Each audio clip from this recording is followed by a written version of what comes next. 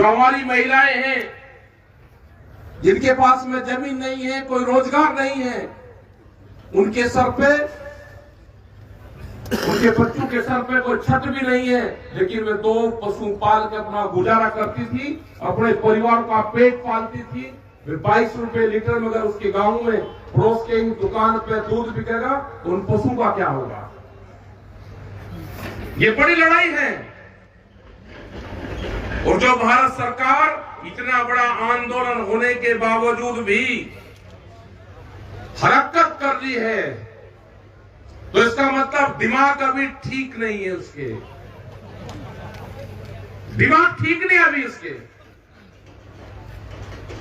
लड़ाई संघर्ष फिर होगा और उसका ट्रायल तय कर रखा है लोगों ने। हम भी चाहे घोषणा ना करें, लोग पूरी तैयारी कर रखी है 26 जनवरी की।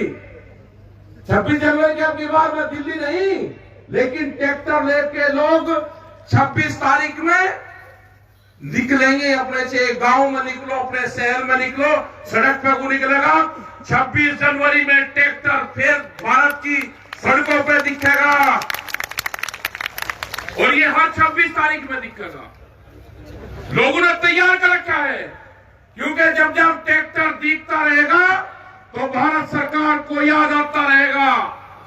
अब अपने गांव में लोगों ने तैयारी कर रखी है, वे गांव से दूसरे गांव में निकाल लेंगे, वे शहरों में निकाल लेंगे, लेकिन 26 तारीख को ट्रैक्टर मार्च निकलेगा।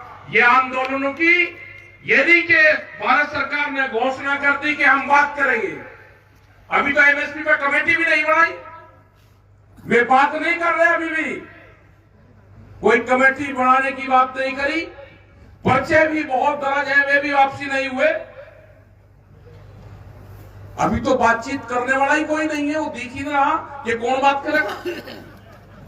ऐसी पहली सरकार देखी कि जब कागजों के आदान प्रदान पे ही बातचीत करती थी फिजिकल रूप से, उन्होंने 22 जनवरी के बाद में कोई भी सरकार ने बातचीत नहीं की। तो भाई बातचीत नहीं करी तो आओगे तो 26 तारीख में भी आओगे, देखोगे तो जरूर। याद रखना 26 तारीख, ये 15 तारीख में संयुक्त मोर्चे की जब मीटिंग होगी, उसमें प्रस्ताव गांव की तरफ से वहां पर रखा जाएगा पूर्ण रूप से, क्योंकि गांव के जो नौजवान हैं उनकी डिमांड है कि जिस संयुक्त मोर्चे में 26 तारीख को प्रस्ताव करवा देना। आप प्रस्ताव नहीं भी करोगे तो देश का युवा तो 26 तारीख में ट्रैक्टर मार्च निकाल लेगा, वो नहीं मानने वाला। उसने 26 तारीख के लिए ट्रैक्टर पे छतरियां लगा रखी, वो निकालता है, आज भी चलता है। वो गाड़ी में नहीं चलता, वो ट्रैक्टर लेके जाता है, ससुराल में ट्रैक्टर लेके जाता है। दूल्हा गया ट्रैक्टर लेके गया, इसी में बैठा के जाऊंगा। मतलब अजीब मामला हो गया। तो ये है कि जो लोग इस मूवमेंट से, जो नौजवान जुड़ा हुआ है, वो अपनी जमीन को बचा जाएगा, वो अपने गांव को बचा जाएगा। 1-2 गांव में भी अगर एक क्रांतिकारी होता है तो पूरे क्षेत्र को बचा जाता है। बहुत से योद्धा है हमारे, 750 किसान शहीद हुए, ले ली उनके लिए जगह, 4 एकड़ जगह वहां पे सिंगू बॉर्डर पे उषा तय कर ली उन्होंने। 36 करोड़ रुपया किया। ये किसी किसान नहीं ली, किसी किसान की जगह ली, सरकार ने नहीं दी। तो पंजाब के लोग बताते कि वो किसी गुरुद्वारों ने बोली, उन्होंने कहा कि गुरुद्वारा भी बनाएंगे और वहां पर शहीद स्मारक भी बनेगा और 24 घंटे लंगर भंडारा भी चलेगा। उसका जमीन का रेट वहां पे 14 लाख रुपया, 14 करोड़ रुपया एकड़ का था किले का। लेकिन जब पता चला कि यहाँ पे शहीद स्मारक बनेगा तो उस किसान ने 9 करोड़ रुपया, मतलब 5 करोड़ रुपया एक किले पे कम पे वो जमीन का सौदा खो गया है। तो क्रांतिकारी सारे लोग हैं। हमको अगला टारगेट जो भी भारत सरकार की पॉलिसी आएगी, ये भी आंदोलन में तय हुआ था बातचीत में। जो हमारे 5 लोग संयुक्त मोर्चे की तरफ से थे। ये तय हुआ था कि कोई भी भारत सरकार कोई पॉलिसी लेकर आएगी तो बगैर किसानों की सहमति के, बातचीत के वो पॉलिसी नहीं लेकर आएगी। हमने बार बार कहा कि दूध की पॉलिसी भी ये लेकर आना चाहते हैं, लेकिन अगर भारत सरकार फरवरी के महीने में कोई एग्रीमेंट करेगी, हम पूर्ण रूप से उसका विरोध करेंगे। अमूल जैसी कंपनी ने ये कहा कि 10 रुपया लीटर हमको अगर सब्सिडी दोगे तो ये अमूल की कंपनियां बच सकती है। अगर अमूल जैसी कंपनियों को 10 रुपए की सब्सिडी चाहिएगी पर किलो, तो इनको क्या चाहिएगा जो हमारी महिलाएं गांव में दूध का काम करती है। यही पॉलिसी बिजली अमेंडमेंट बिल है, यही एमएसपी का सवाल है, स्वामीनाथन कमेटी की रिपोर्ट का सवाल है, यही जो और मसले हैं उन सब में है। बैंकिंग की बात की, ये बैंक बिखरे हैं। बैंक बिकेंगे तो जिसने भी किसान क्रेडिट कार्ड बनवाया है, वो जो प्राइवेट कंपनी आएगी, उनके जो लोग होंगे, जो वे वहां से रिकवर करने वाले लोग होंगे, वे घर घर पर जाएंगे कि क्रेडिट कार्ड है, आप पैसा जमा कर दो, स्कीम खत्म होगी। अब ये पॉलिसी आ गई, आप पैसा नहीं देते तो जमीन दे दो। किसान क्रेडिट कार्ड के माध्यम से 10-15% जमीन उनके पास में चली जाएगी। उनका टारगेट किसानों से जमीन छीनना है। वे भाव नहीं देंगे लेकिन कर्जा देंगे। अभी कह रहे कि जो पशु गणना हो रही उस पर भी आप कर्जा ले सकते हो। अपने जो गाय भैंस बंधरी है ना, उन पर भी कह रहे कर्जा ले लो इस पे। मतलब किसकी चीज पे कर्जा देंगे भाई? अरे हमको भाव दे दो, हमारे बच्चों को रोजगार दे दो। आप रोजगार छीन रहे हो। जो प्राइवेटाइजेशन की तरफ जा रहा है उसका हालात ये है कि सस्ते मजदूर यहां पे मिलेंगे, सस्ते नौकरियां यहां पे हम देंगे उनको सस्ते में। और ये भी एक पॉलिसी आ गई कि जिसकी नौकरी लग रही थी 10-10 साल, जिन्होंने नौकरी कर ली उनको भी हटा रहे हैं। जिन्होंने 20 साल या टीचर बैठे 20-20 साल नौकरी होगी उनको भी हटा रहे हैं। उत्तर प्रदेश में 2500 दरोगाओं की भर्ती हुई, उनकी ट्रेनिंग हुई, 1.5 साल में नौकरी पे गए, उसके बाद में घर बैठे सारे सरकार के कागजों में उनकी नौकरी लग गई, लेकिन वे घर बैठे कोई तनख्वाह नहीं। और बहुत से उसमें वे थे कि सिपाही की नौकरी छोड़कर दरोगाई की भरी, पटवारी छोड़कर भरी, बीएसएफ में दरोगा थे उसकी छोड़कर उत्तर प्रदेश में दरोगा बने। वे कहते हैं जी हमको पुराने वाले में चले जाने दो, तो एनओसी चाहिए उसकी, कागज जमा दरोगाई की भर्ती में है, कागज उनके देते नहीं।